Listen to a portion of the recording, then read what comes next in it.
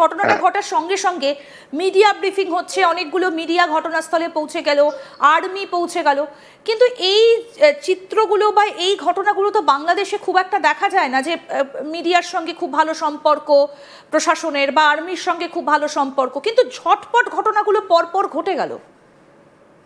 Right, এইগুলোতে আমি আসছি। আসলে সংখ্যা, আপনাকে সন্দেহের সংখ্যা এত বেশি।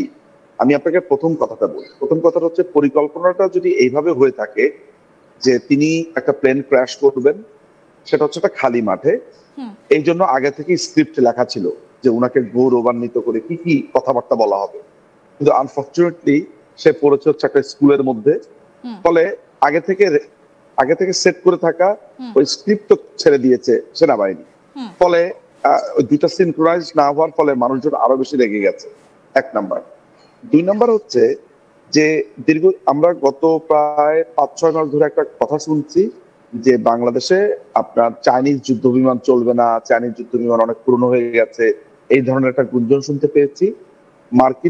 মার্কিন যুক্তরাষ্ট্র বাংলাদেশের যুদ্ধ বিমান বিক্রি করবার জন্য নানান ধরনের পায়তারা করছে। এমনকি আমাদের রাফায়েল কিনার কথা আলোচনা হচ্ছিল অল্প স্বল্প করে, সেখানেও মার্কিনীরা আসলে তাদের যুদ্ধ বিমান বাংলাদেশে চাপিয়ে দেওয়ার জন্য এক ধরনের আলোচনা শুরু হয়েছিল।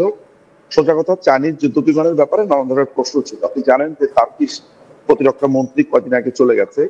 এইটাও কিন্তু একটা সন্দেহের তীর ধাবিত করে যে আমাদের যুদ্ধ বিমান ক্রয় করতে হবে, এই ধরনের বিমান ঝুঁকিপূর্ণ, এই কথাটাকে সামনে আনবার জন্য বা জায়েজ করবার জন্য বা জাস্টিফাই করবার জন্য এই ধরনের ঘটনা হয়েছে। 3 নাম্বার যেটা আপনি বলছিলেন, এত দ্রুততার সাথে সাংবাদিক, অ্যাম্বুলেন্স, আমরা দেখতে পেয়েছি একটা হেলিকপ্টার রেডি ছিল, অনেক মেডিকেল আপনার ফ্যাসিলিটিস গুলো রেডি ছিল।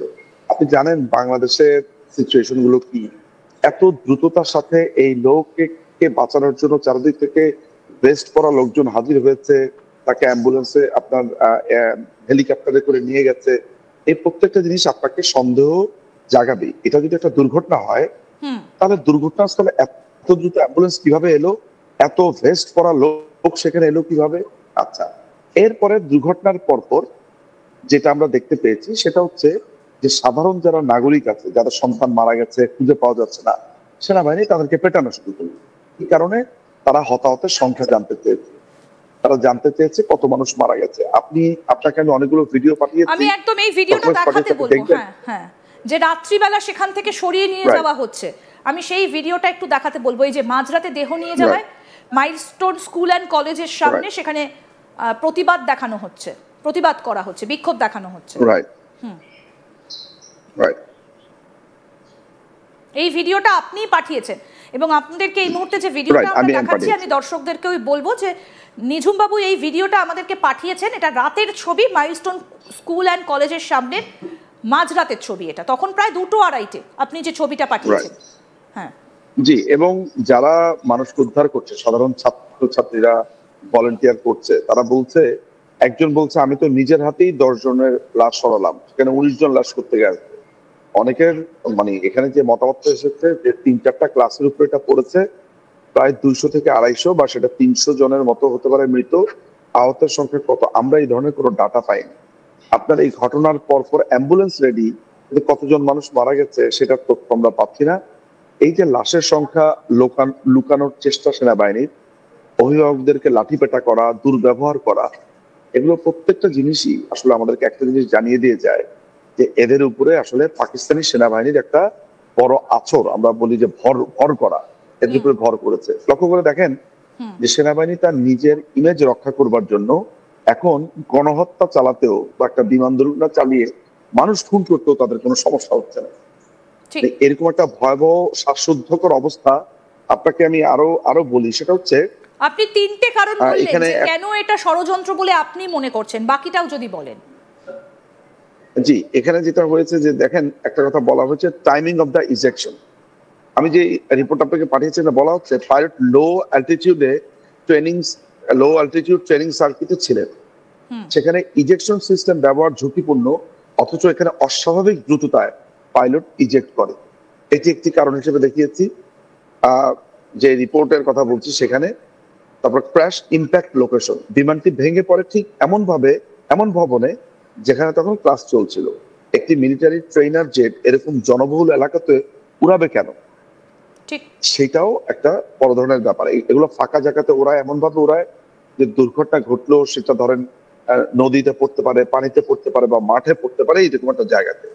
আর এই ভদ্রলোক কিন্তু এটা প্রথম তার ফ্লাইট ছিল, সলো ফ্লাইট ছিল। এর আগে কিন্তু তিনি অন্য একজনের সাহায্য অর্থাৎ ইনস্ট্রাক্টর তার সাথে ছিলেন। এরপরে আপনার ইনজেকশন টাইমিং এর কথা বলেছি আপনাকে।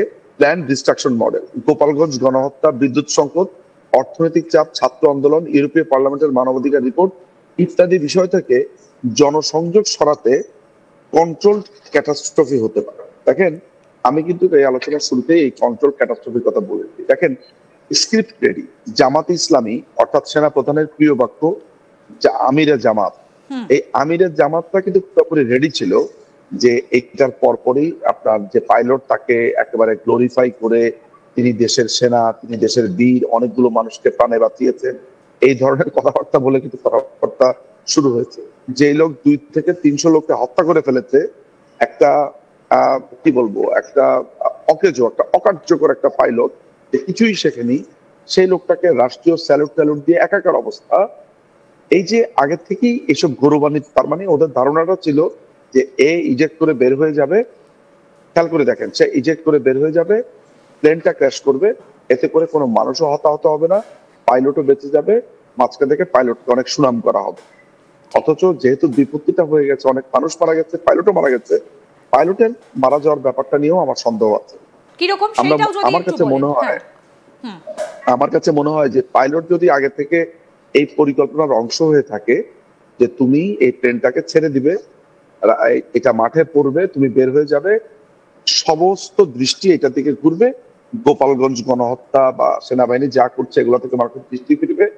এই ধরনের একটা ঘটনা যেহেতু সে ঘটাতে পারেনি, সে কেচে গন্ডুস বলি আমরা, কেচে গন্ডুস করে ফেলেছে। ফলে তাকে আসলে, সে যদি বেঁচে থাকে তাহলে আসলে সামনে অনেক কিছু চলে আসতে পারে, এই ধরনের একটা সম্ভাবনা আমি উড়িয়ে দেই না। দেখেন, আমার কথা শুনে মনে হতে পারে যে আমি আসলে আপনার ষড়যন্ত্র থিওরি দিচ্ছি, কনস্পিরেসি থিওরি বলে বিভ্রান্ত মানে করবার আপনার মনে হচ্ছে যে পাইলটকে এখানে জানে শেষ করে দেওয়া হয়েছে? আমার কাছে মনে হচ্ছে যে পাইলটকে হত্যা করা হয়েছে। দেখেন, আমি যতগুলো পয়েন্ট বলেছি, এই এতগুলো পয়েন্টে যৌক্তিকভাবে আপনি কি ডিনাই করতে পারেন, নাকি আপনি বলতে পারেন যে ইয়েস, প্রত্যেকটা সম্ভাবনা রয়েছে? দেখুন, একটা ঘটনা ঘটেছে, সেই ঘটনার সময় অভিভাবকদেরকে পেটানো হবে কেন? অভিভাবকরা তো ইমোশনাল হয়ে তাদের সন্তানকে খুঁজতে যাবে, তারা কান্নাকাটি করবে, আহাজারি করবে। আপনার সাংবাদিকদেরকে ঢুকতে দেওয়া হচ্ছে না কেন? সাংবাদিকরা এখানে ঢুকলে কি জানতে পারবে?